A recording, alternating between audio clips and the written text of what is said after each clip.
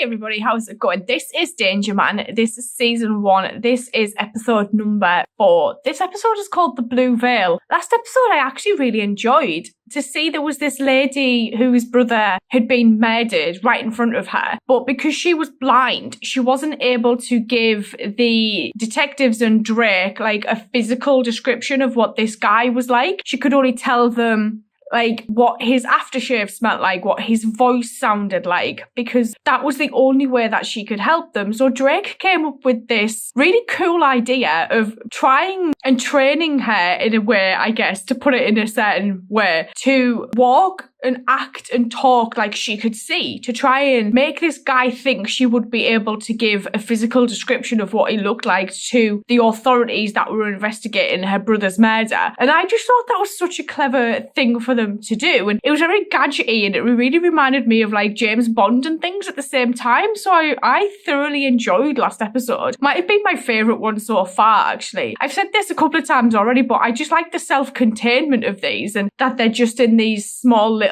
like 25-minute episodes so that you get the story and then you move on to the next one. It doesn't actually bother me that much, to be honest. Some shows that I watch when there is no arc, I tend to get quite bored of quite quickly. But with this, it doesn't seem to faze me because I think each situation and scenario that Drake finds himself in, I just find interesting. So I'm looking forward to seeing what this one's going to be about. Let's go. Men have died. Nations have split themselves asunder on the terrible rock of slavery, yet it still exists today. Yes, it does. Word had reached the United Nations Council that the age-old bartering in human lives was flourishing behind the great wastes of the Arabian desert. Slaves were being stolen from along the coast and sold to the Tuareg chieftains like cattle in the market. Oh. These coastal peoples have their own very definite facial characteristics, and close-up photographs of them taken on the spot would be identification and proof enough of their slavery. Oh. I like how it's like that, and then it's clearly studio here. Rarely seen in that territory. When they are, they're suspect. All secrets are closely guarded from interfering officialdom. As a deadbeat, though, desert rat, peacetime version, I hope to get by. The cities of that remote land are not touched by modern civilization. They are a feudal society, still living in the Middle Ages. The Mukta of the holy city of Medai was one of the Tuareg chieftains, reputed to be the master of many slaves. Oh, I like that. That incidental was really cool. Palace gates were solid, closed and well guarded. Somehow I'd have to get past those gates. He's going to pretend to be drunk? Get us away.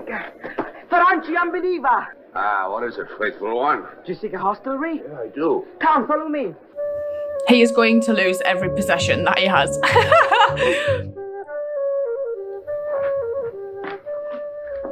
You wait here, Ferranci. I will find the patron.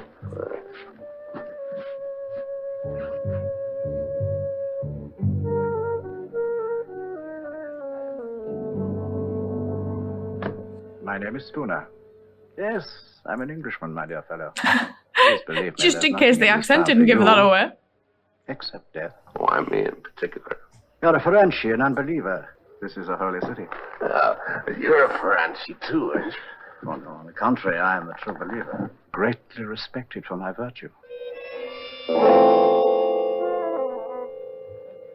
Interesting. My luck hasn't been too good of late. But there are business opportunities, you know, even in places as remote as this.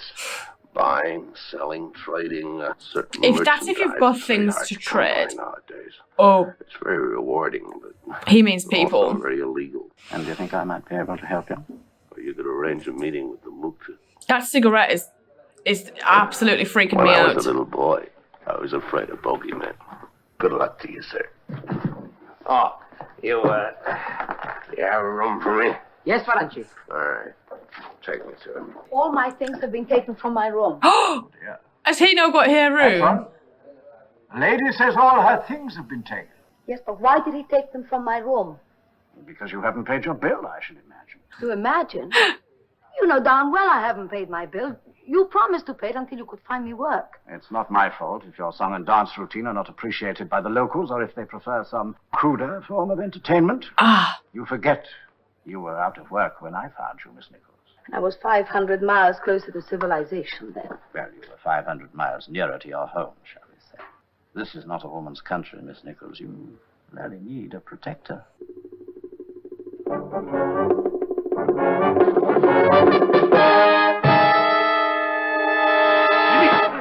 I was only unpacking it for you, Franchi. No, he wasn't. Oh, thank you. Thank you very much. What's that? He's my protector. For me? Now, here. What did he take You out tell of his me, suitcase? If I had some strong, willing slaves, where could I sell them? It is not good to speak with strangers of such things. Will I find a market with your mukta? Here, it's yours. Good luck, believer. Farewell, unbeliever. May you see light. I like this kid. Oh! See, he's not daft enough to leave something in the suitcase, is he?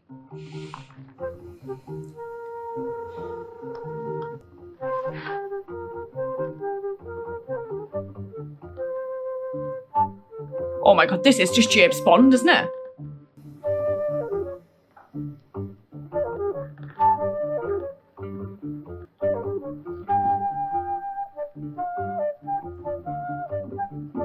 See, I just remember that episode of The Prisoner where they used the watch to talk to each other.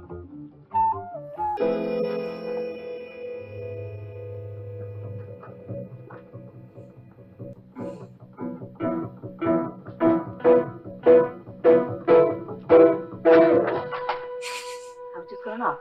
I was just going out. You're American, I must talk. I'm Claire Nichols. How I got here is a long story of broken promises. Promoters' tales of fame and fortune in distant places, of jobs that didn't materialize, and then... Now she's stuck here. Story. Yeah. It's a very old story and a very true one. Listen, I need help. You don't know how desperately I'd do anything to get out of this town, out of this country. I'm sorry. I'm afraid I can't do anything for you. Listen, I've been around animals like Spooner for a long time now. And you're just like them.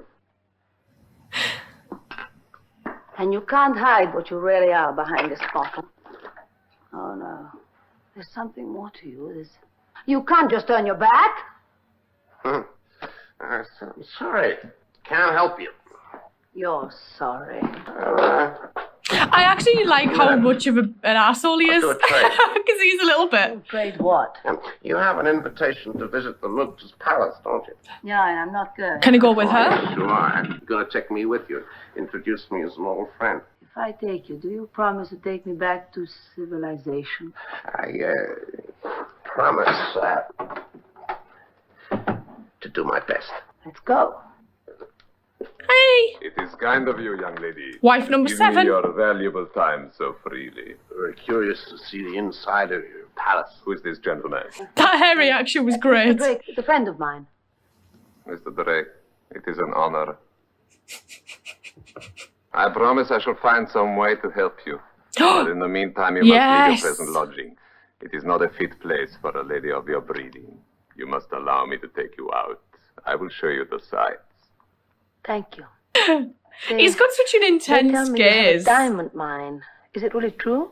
Who told you that? I just heard it in the town. I thought it's ever so romantic. Tell me, would it be possible? To visit? I mean, could I see it sometime? The men wouldn't live very long in that mine of yours. In those conditions, I was hoping that I might be able to supply you with labor at very reasonable rates. Interested in my proposition? He's got to say no. I am not. Thank you. You did very well. Better than I hoped. You can do so badly yourself. Worked like a charm. Oh, here comes my jeep. Yeah, that was fast. Something more in you, I said. Now I really know what hides behind that bottle. A slave peddler.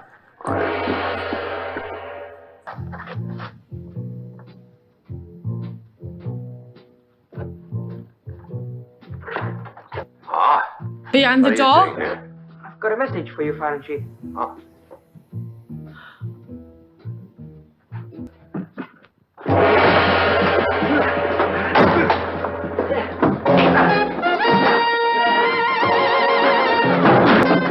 God.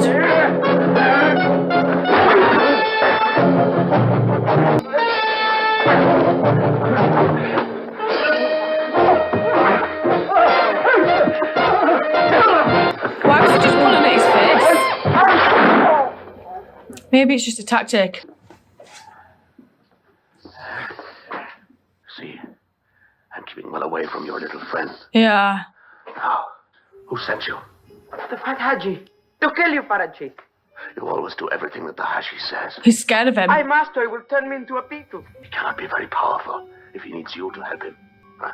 Or if I can kill his servant. Stop! He's gonna go say to this guy, yeah, he's dead. He's oh, maybe not.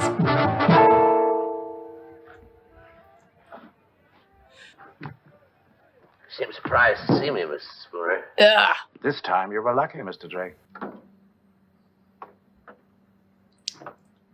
What's he gonna do with the bamboo? Use it on the fence? He's not gonna pole vault the fence, is he?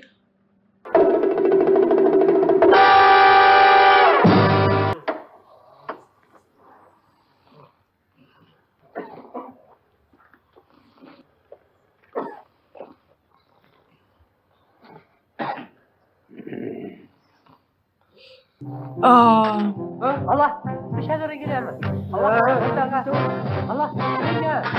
I don't know what to say. I thought you deserted me. Don't worry about it, Miss Nichols. Oh, here comes my flying camel. In you get, please, Miss Nichols. Right. And, Oh, no.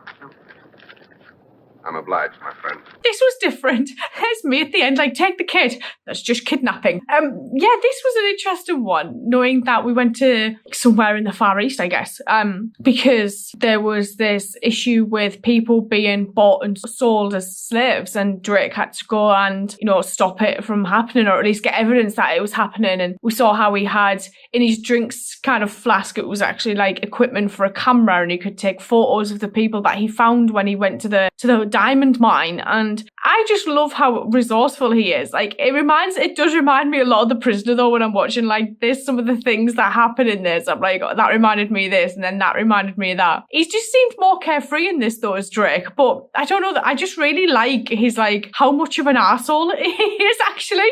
And I just really, I don't know, there's just something about it that makes me smile quite a lot. Meeting Miss Nichols, who'd basically been, you know, promised that there was a place for her here where she could earn a lot of money and like have a good life, and that clearly wasn't the case. And this guy who was kind of in charge of everything was just like, you know, wanting her there for his own profit, really, and basically trying to sell her as like a seventh wife, I guess, is what his ultimate aim probably would have been. But it was nice to see that Drake got her out, even though she thought that he abandoned him. I loved his friend. Like, that kid was brilliant. It reminded me a little bit of the Indiana Jones film, though, with like Short Round and stuff, and I was just a little bit like, oh, this is quite Short Round like, but it was really sweet. And I like that he had like this little snake that was his protection, and Drake like going to the diamond mine and getting the photos and being really resourceful with like the bamboo. And I was like, he's not gonna pole vault that. For him to then pole vault it, loved that. This was a really interesting episode. Like, they do feel like they wrap up quite quick, but I've said this before, I like it because it's just kind of like over and done, and then you're on to the next